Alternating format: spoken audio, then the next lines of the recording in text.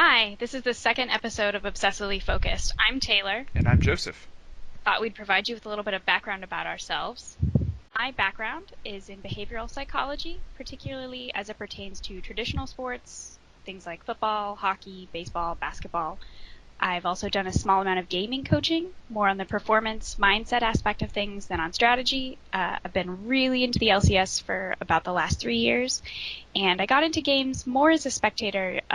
In elementary school, I always enjoyed watching other people play games, and that is a passion that's stuck with me well into adulthood. And my background is in analytic philosophy and then a degree in law where I focused on intellectual property and technology issues. And I've been playing first person shooters and role playing games and real time strategy and turn based strategy games since basically the early 90s, so the better part of my life. Which I think makes us kind of fan analysts. Some might say fanalists. Okay, so this is the second episode of our podcast. On today's episode of Obsessively Focused, we will train our attention on the upsets from week one of the League of Legends 2016 group stages. Particularly, we're going to place these matches in a larger context. So, as we all know from week one, pretty much everyone's bracket is broken. My bracket is broken. How's Yeah. yours? Yeah. Oh, shattered. Shattered. It's ruined. Yeah. There have been so many crazy upsets, amazing games. We've kind of come to this conclusion at the end of week one where anyone can beat anyone, which I think is particularly interesting because early in the group stages, Thursday, Friday, there was definitely a feeling of anyone can win or lose except Korea. And then we see these games where Rox is playing really sluggishly early, underwhelming performances from Blank, these really weird drafts from some of the Korean teams, and ultimately we actually witnessed SKT falling to the Flash Wolves as well as the Rox Tigers losing to CLG. We're going to get to that in a few minutes. First, let's establish some context. Right. So, why are these upsets so super surprising? There are a bunch of reasons, but really, South Korea has dominated esports for at least the last 15 years, and particularly League of Legends, as well as a lot of the other esports. So the sort of broader context, I really enjoy the history of well, all things technology, but esports is part of that. So the ancient history of esports goes all the way back to about the 1970s and 80s, when Pac-Man and Centipede and Pong were popular, and there used to be conventions where they had contests just to try to get the high score over the course of a week or a weekend. But in 1992, when Doom came out, the first-person shooter, that also came with the use of the term deathmatch for the first time. And that was really the first major instance that you have of head-to-head competitive play with a mainstream video game. And the internet also coming of age in the early 90s helped facilitate that head-to-head play. And at the end of the decade, in 1998, Blizzard releases the game StarCraft, which was a real-time strategy game that became very, very popular in the US, Europe, and South Korea. The modern history of esports is really just Korea wins, always, everything, forever. So much so that actually for the StarCraft tournaments, non-Korean players are the ones who are referred to as foreigners, and the Korean players are just considered to be the in-group for that. Um, so the big question is, with this, as well as with other esports events, like a non-Korean actually winning a StarCraft tournament for the first time this year, there's sort of a broader discussion about whether or not that Korean dominance is starting to shift or fade a little bit uh, with these upsets at large tournaments. And I think so many people kind of take this South Korean dominance for granted. But why? Why is South Korea so incredibly dominant in so many things, across more than a decade? Right. So there are a ton of different theories and factors for that. One of the things that I think is most interesting, I had the same question about a year ago, and I did some research on it. And one of the really interesting factors that I found was back in about 1997, there was a really big economic collapse for a lot of Asian countries, including South Korea. And one of the things South Korea did to fix that was to make a huge investment in their telecommunications infrastructure. So that would be like if the 2007 downturn in the U.S. was 2 or 3 times worse than it was, and the U.S. government incentivized like Comcast and Time Warner Cable to have massive broadband penetration throughout the U.S. So one of the things that came out of South Korea's decision for that was it made it easier for small businesses of PC bangs, which are like video game arcades with computers instead of those big cabinets. Um, so you had lots of these little shops where people could just go play computer games, and that happened about the time StarCraft came out. So it became ingrained in their culture at the start of the 21st century to have video games and computer games be part of youth culture and the place that high schoolers would go hang out, which didn't seem to catch on in really any other country because they weren't trying to recover from a big economic collapse in the same way through investment in telecom infrastructure. There are other factors as well, cultural and um, just a bunch of other traditions of hard work and dedication that you can read about in other books, like from Malcolm Gladwell or stuff. But that's one that I thought was an interesting twist in Korean dominance of esports. Yeah, absolutely. So I want to go ahead and hop into matches. I Mm-hmm. think first we should go through, I think INTZ versus EDG Okay. first. Right. So that was on the first day, and EDG. We talked about them when we were doing the pick bands. Number one seed didn't lose a game for all of A their regular series. season. Oh, series. Sorry, a series for their entire season. Heavy favorites. INTZ, wildcard team out of Brazil. Wildcard teams are usually considered to be dramatically weaker. We So talked yeah, also about having serious concerns about their macro play, their decision making. Their qualifier looked a little shaky. yeah, yeah, definitely. And then they come out and actually win convincingly. Like it's one thing to win a single game of League of Legends because there's a mistake or a weird hiccup or just sloppy play one time.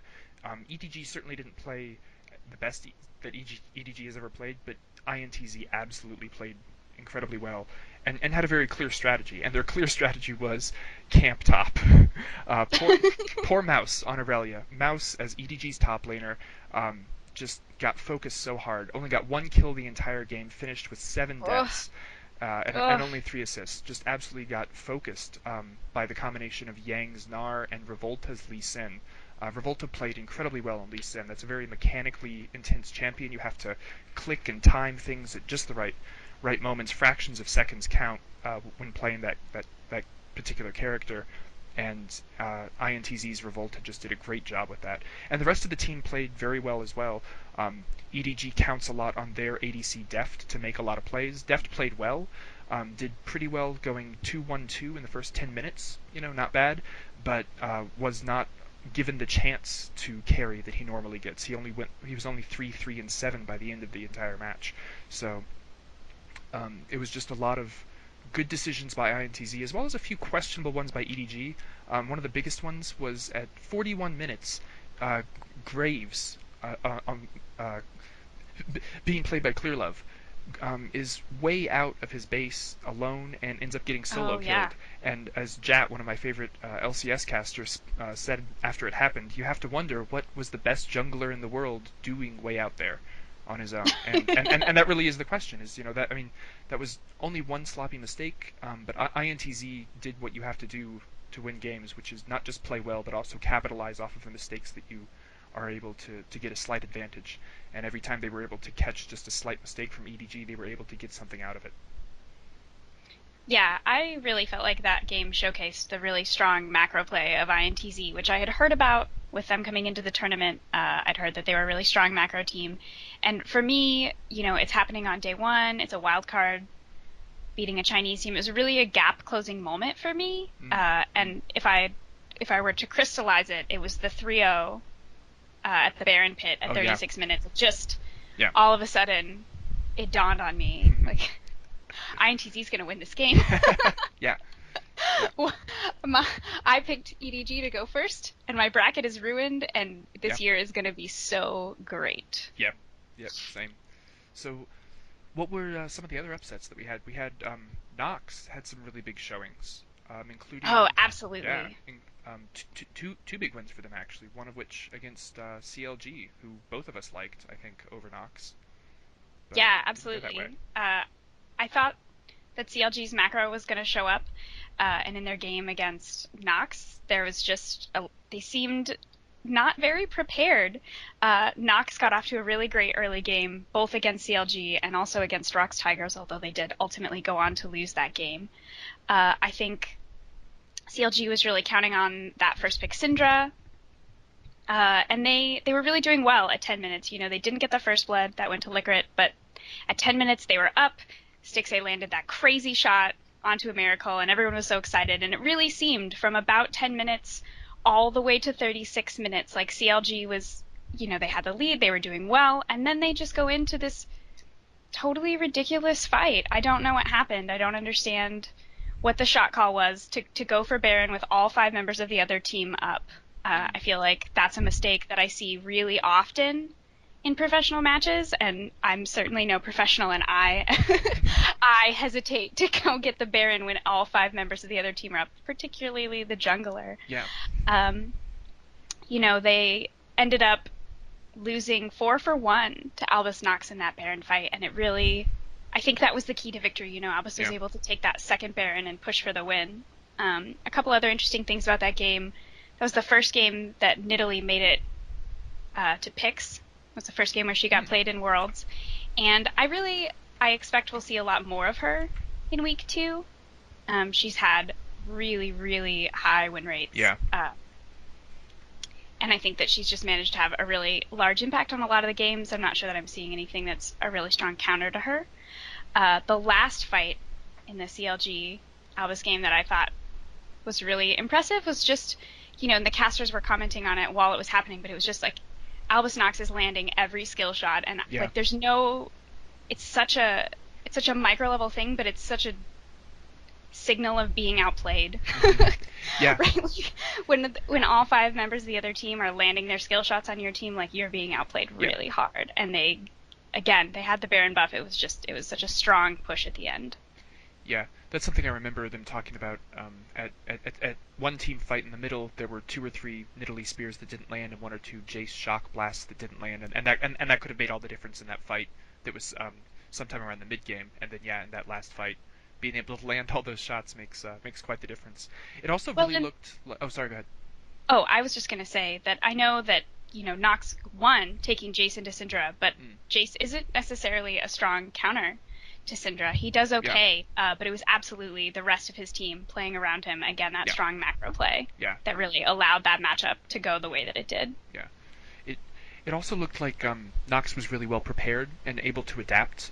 In the first day against G2, CLG played Olaf for the first time in a long time, maybe at least all of Summer Split. I don't have the exact numbers, but we don't see a lot of Olaf in North America. Um, but he did incredibly well on the first day, and Nox banned it away, which shows me that Nox is paying attention and that they are willing and able to adapt, which sometimes you see teams that make their plans and plan their bans and picks, you know, a week before the tournament, which is fine, but do nothing to modify it as the tournament progresses, and that can be devastating and render all of that preparation useless if you don't kind of keep up with that preparation. So it seems like Nox has a lot of different tools in their toolbox to be able to come up with wins repeatedly. You're calling out Cloud9's draft A, against SKT when you say that, right? a tiny a tiny bit, yeah, tiny bit, Banning the Nidalee, picking the Cassiopeia into but Cloud9 is Syndra. certainly not the first team to come to Worlds and have bans that look just out of date. True. Um, you know, whereas I Nox is willing to make those updates. For me, I saw it as, you know, when I see a Korean team, a Chinese team, a North American team not banning comfort picks for a wildcard region, that makes sense to me. Maybe because I expect them to be preparing for each other, right? I Yeah, expect everyone to be prepped for the Korean teams, and so to see such a poorly crafted draft yeah, going into SKT, like you don't need to put yourself at a disadvantage when you're going to lane against Faker. You don't right, need to yeah, ban a jungler that they don't play, yeah. right? Like you need all the help you can get going into that match, and they seemed really, really out of touch. Yeah, I agree. That was certainly surprising that they did not have a better pick ban phase uh, that they could have had. The last note before we move on to Nox G2 was when Albus beat CLG. Licorice absolutely made a fan out of me in that post game interview. I thought he was just delightful. Yeah, yeah, Like, definitely. you know, a little bit spicy, with his comments about what all the wins meant, but also just really honest, really accountable, and definitely I could feel how his excitement coming through. Yeah, yeah. Um, So let's oh, chat about yep. Nox versus G2. So the other upset that Knox has had, coming up over G2 to bring them to 0 wins for the European first seed, um, was Ouch. uh, yeah. I mean, it was just a question of Knox playing better, um, all up. Um, Lickfrit on his signature support brand, which was something that I think we saw a tiny bit of maybe last year or the year before. Like it was briefly a thing because I remember seeing it in solo queue and was wondering where that came from, and I think it came from the EU or something. Right. Um, but hadn't seen it for a while. But being able to get that stun off and just being able to do a lot of AOE damage, It was I so exciting. yeah. At one point during the game, they pointed out that Lickrit had done more damage than his mid laner Anivia to champions at least. And I mean, it consistently showed up. It was also just really great team play. Twice, the Anivia put up a wall in the mid lane that allowed her team to pick off a kill, at least one kill. The second time that it happened was about 2 minutes before the game ended, and they had Elder Dragon to give them extra damage. But Kira is yeah, such a monster on Anivia. yeah, absolutely. But it's not just. I mean, it's one thing to have a great Anivia wall, but it's another thing True. to have a great Anivia wall, and your Poppy is there to pick up, and your Brand is there to follow up with a stun. You know, to have everyone there on the same page and layer all of your crowd control and your damage as one unit, rather than have, Right. hey, one player made one good play and half of the team wasn't paying attention or wasn't ready for it or couldn't follow up. I mean, that's the difference between having a team with one good player on it and having a good team. And Nox showed against G2 that they don't just have good players; they are also a good team. Yeah, absolutely. That was one of my favorite games of the tournament so far. Hmm. G2 talked so much trash before that game, Yeah, basically saying that Albus Nox would be a free win. They gave away the brand, which I felt like was kind of disrespectful. Even Korean teams banned the brand against him, I think. or just a lack of preparation, which I mean Yeah, might amount to the same thing, but they might not have looked up who they should ban against them. You know, right. so And it just seemed absolutely like a pride before the fall yeah. kind of situation. Hmm. It was, normally I like EU, I like G2, but after that really tasteless trash talk beforehand, it was nice. It was nice to see them be humbled, and I think again it shows this kind of macro emphasis that seems to be one of the threads of how this gap is closing. Yeah, yeah, absolutely.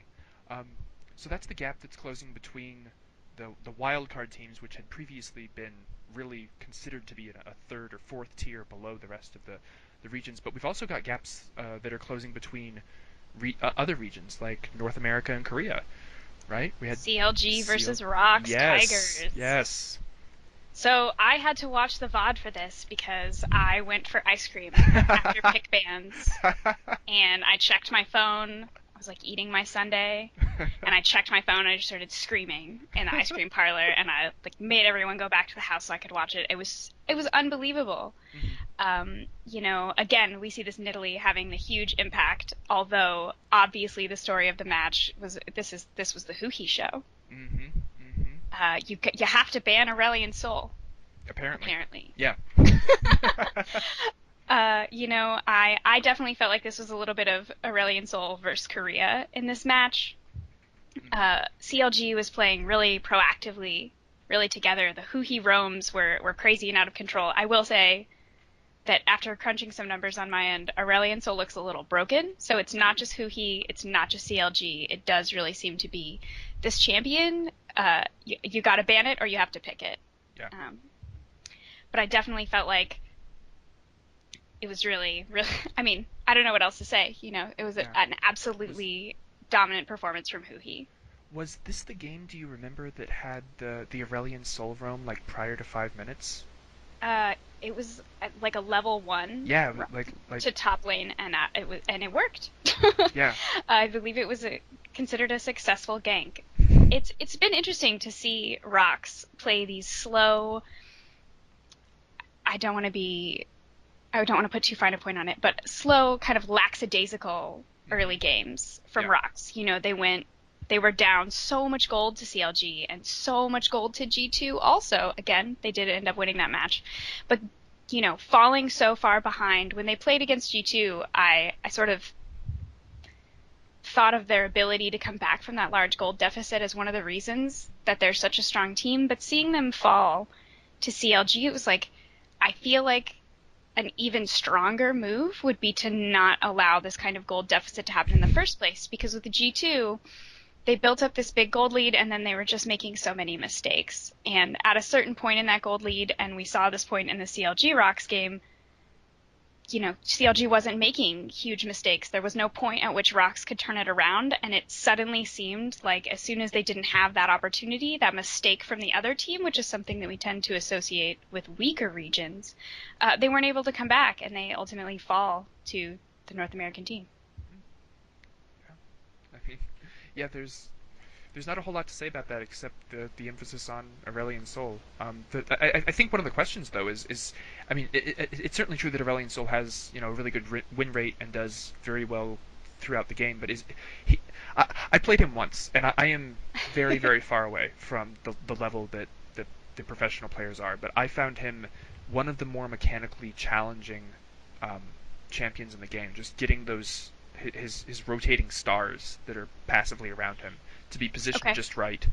That alone takes a fair amount of concentration and just practice to kind of know where it is, and also when you expand it, where that range will be. I mean, I feel like it takes a few games to get really comfortable with all the positioning that's involved there. So I wonder whether Aurelion Sol has to be banned like really broadly all the time, or you just have to keep an eye out for the players who are able to do the most with him. I'm not sure. Right. I'm looking at the stats right now, and it looks like across week one at Worlds, and obviously that's only 2 games, but Aurelion Sol was over 80% of the kill participation. I guess it doesn't Um, take a lot of skill to just use his ability to right. get across the You map. just fly there. Like Yeah. that takes less mechanical prowess. Even I was able to accomplish that. Right, exactly. And I think that that's really, things like that are really Yeah, why I'm drawing that conclusion, I guess I should say. no, that's fair. Speaking both of the idea that that gods bleed and also of Aurelion Sol, I think next we should definitely talk about Flash Wolves Yeah, versus Flash SKT. Wolves. See, people didn't believe in Flash Wolves. I feel like I was the only one. And You were the yeah, only one. no. Although I did not believe in them to the extent that they could beat SKT, I thought they would be able to come second in group to SKT. But I did not That imagine. may still Yeah, happen. it may still happen, but I certainly didn't believe that Flash Wolves would beat SKT because again I thought that gap was just too huge and insurmountable.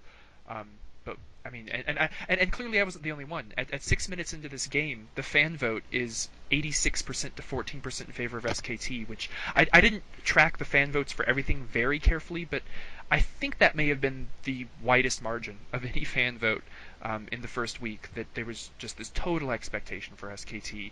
Um, and it just I mean it wasn't even close. I mean all of these other games that were upsets at least looked pretty close, but Right, there were moments yeah, where yeah, we were like they could come back. right. There were opportunities, or at least it was plausible for the first 20, 30 minutes in most cases.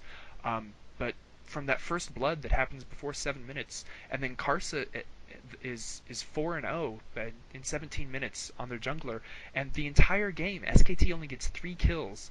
Their first one is 12 minutes in, the next one isn't until 30 minutes, and the third kill they finally get is inside their own base walls. Like it was just Oof. such a solid performance. I mean, Flash Wolves just took control of that game and did not let go. And once again, though, we have the Aurelion Sol pick coming out for Flash Wolves, so I think there may be a lot to be said for just the power of that pick. Even against Faker, who and to Faker's credit, he had some ridiculously good macro against Aurelion Sol, being able to get inside of those stars until he could escape, and just like the replays even in slow motion are still incredible for Faker.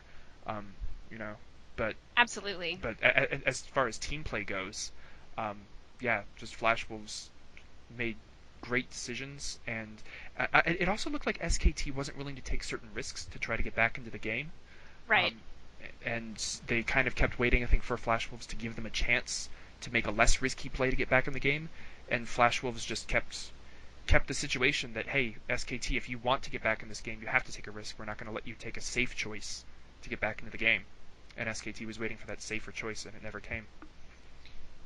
Yeah, I one of the things I thought was interesting about this game is I was impressed with Faker's performance into the Aurelion Soul, but it was interesting to see SKT fall apart around him. Hmm. So much focus on Faker and Blank he just looked lost. Yeah. He didn't seem, I think when you're looking for those riskier plays, one of the places you need to look to is your jungler, and I just didn't get the sense that he believed, I guess. Yeah.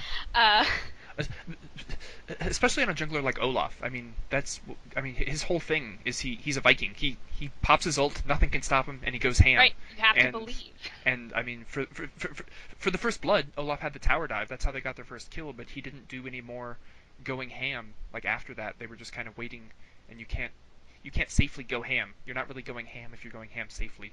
You're going Exactly. yeah. I definitely thought it made sense to bring Bengi back after that. Hmm. It just looked like a really weak performance. I know that they've gotten back and forth a little bit, and it's really, as we've discussed multiple times, it's really important to have a cohesive unit that works Yeah. well all together. Yeah. Which is definitely what it looks like. Lots of different teams are starting to get together, with the exception of EU, who does not seem to have been the region to get the memo about the importance of rotation and communication and coordination. That's increasingly what this game was always supposed to be about. In previous years, because of the way the meta was or certain balance focuses were with items or champions, it was more possible to have one star solo player who could make incredible outplays or just get too tanky to deal with or something like that. But that's just not the case this year. It really does require a lot more teamwork, and EU hasn't been able to demonstrate that to the extent of any of the other teams or regions. Yeah, for as much as there's been community outcry about the way that the game has changed and heading into Worlds, I do think that this is probably the most interesting and most exciting Worlds of any of them so far. It just seems like anything can happen, and the only thing that I hope doesn't happen is what happened in week 2 last year, where North America just gets completely Uh, shut down. It was like yeah, last year Worlds, the first week was a yeah, dream, and the second week was a cold, yeah, cold wake up. yeah, very much so. I think it's hard to say exactly what happened with that, just like it's hard to say exactly why the Chinese teams um, never even got to have a good first week at all, much less a good second week. Right. But I suspect some of it has to do with those updates, that ongoing preparation. So it'll be interesting to see. It looks like, as we talked about, Nox has already demonstrated their willingness to update, even after just one day. So I actually don't expect them to keep falling apart. Um, I expect them to keep getting stronger. So it'll be interesting to see if which other teams are able to recover and which ones are able or unable to maintain their performance thus far. Yeah, as for what we'll be seeing going forward, I wanted to take a couple Hmm. of minutes and talk about champions. Oh yeah, Just headed into week 2, what the data shows us. yeah, So I expect that we may see a bit of a dip in the Ezreal Karma lane. It's really strong. It's a great kiting lane. The Ezreal, as we know, is a really strong scaling champion, but it just didn't do as well as some other things yeah. have done. Jhin did better. I think we'll maybe get to see some more Jhin, which is exciting. I like seeing double lift on Jhin. I'd like to see Sven play it. uh, I also think we'll be seeing some more of the same, actually. There's a lot of stuff on this list that I was really impressed with. Rumble is looking really strong across the board. I think it's really interesting combined with the Lee Sin. You talked a lot about those mechanics, Hmm. how those two can work together. I'm loving the Nami focus. Oh yeah. First pick Nami. I love this meta. I love this game. I love League of Yes. Legends so much. Me too. And I'm really looking forward to week 2. Oh, definitely, definitely. Um, yeah, and I mean it's even hard to predict, which I think makes it even more exciting to see. Um, yeah, Absolutely. the proven possibilities. Like it's always interesting if there could be an upset, but now that Like it's not even clear now. I mean, if Nox or INTZ wins, is it even considered an upset anymore, or is it Right. just a game? When the expectations are gone, I don't know if you can disrupt the expectations. Right. Yeah, I even though I have been proven so very, very, very wrong this week one, I still think that my predictions are gonna hold up a tiny little bit. I still think Korea is gonna show up and get it together. I'm hopeful that TSM is gonna take first in their group. There's some things that I still think could come to fruition for me. Although Europe making it out of groups, not one of those things. Yeah. Um, I think overall, I think my predictions, at least as to who gets out, might be right. I think that some of the first, second places that I had might be switched around a little bit. Um, but I think in general, it's helped a lot that I didn't pick any Europeans to get out of groups, so my bracket isn't as broken. I But envy I envy you. but yeah, it's still. I mean, at this point, what there are two groups in a three-way tie and two groups in a that are have a duo tie. We don't have really any clear. There's no one really clearly pulling out in front. There's just two teams that are falling behind. Yeah, definitely. Yeah. So yeah, it's still. I also wonder how many tiebreakers we're going to end up with at this Oh, rate. I hope all the tiebreakers. I mean, there should only be each team's supposed to play 3 more games minimum, but I think a lot of teams are going to play 4 or 5 more games before we even get to the elimination rounds. Yeah, and I think over the course of both week two and those tiebreaker matches, we'll get a clearer picture of who came prepared and how prepared they really are. Yeah, definitely, definitely. So for our next episode, I imagine we'll recap week two and look to the knockout stage. I think that's exactly what's going to happen. All right. Thanks for listening. This has been the second episode of Obsessively Focused. Bye. Bye.